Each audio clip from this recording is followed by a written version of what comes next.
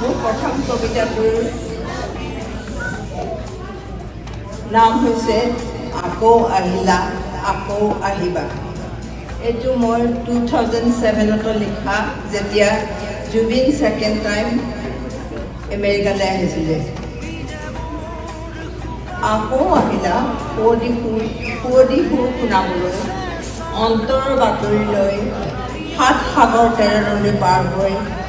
এদিন লিখিছিলোঁ, গানেৰে তুমি গোটেই পৃথিৱী জয় কৰা, পূৰ্ণ হওক তোমাৰ সাধনা, সেয়া হওক তোমাৰ পৰিকল্পনা, গোটেই ভাৰতৰ নাম উজ্জ্বল কৰা, তুমি হেলা এটি ধ্ৰুৱ তৰা, তুমি অসমীয়াৰ সুযোগ্য পুত্ৰ, জুবিন গাৰ্গ হ'ল তোমাৰ গোত্ৰ, তুমি হ'লা উত্তৰ পূব ভাৰতৰ একতাৰ বান্ধোনেৰে বধা এটি দেৱদূত, এদানী এনাজৰী, অসম, অৰুণাচল, খাচী জয়ন্তীয়া, কাৰ্বি, মিচিমি, মণিপুৰ, নগা আৰু বড়োৰ মাজত একতাৰ জাগৰণ তোলা প্ৰথম গুৰু।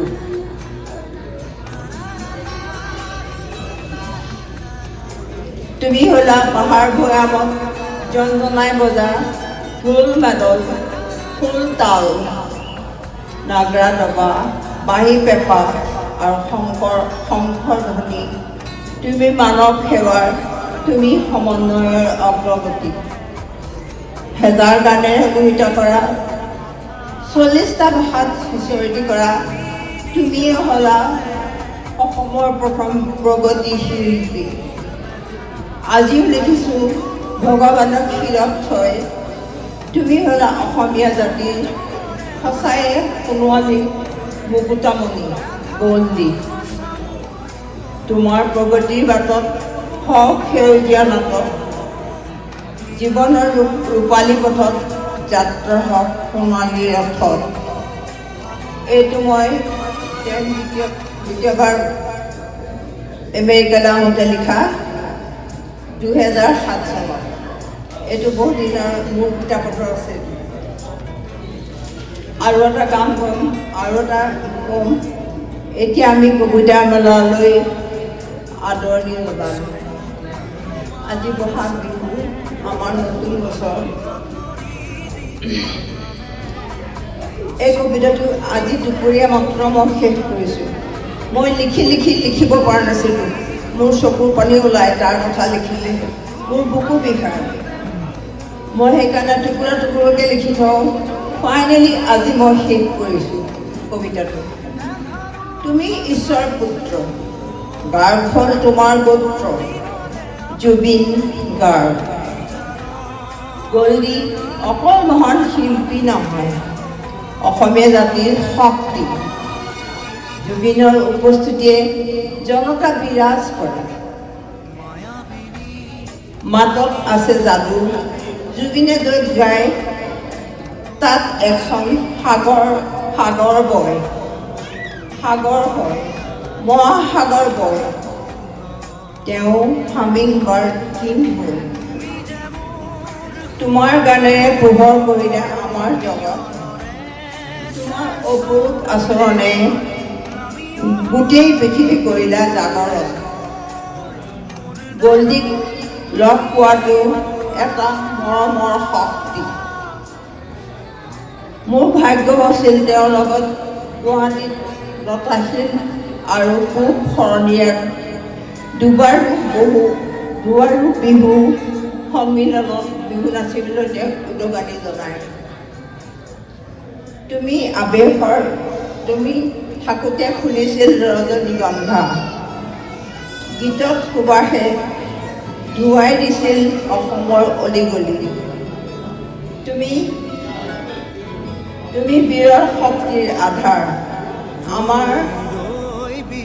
আমাৰ প্ৰাণৰ শিল্পী হিয়াৰ আমঠু। তোমাৰ অকৃত্ৰিম মৰম, সংলাপ অপসনীৰ, তোমাৰ ঈশ্বৰিক শক্তি অতুল।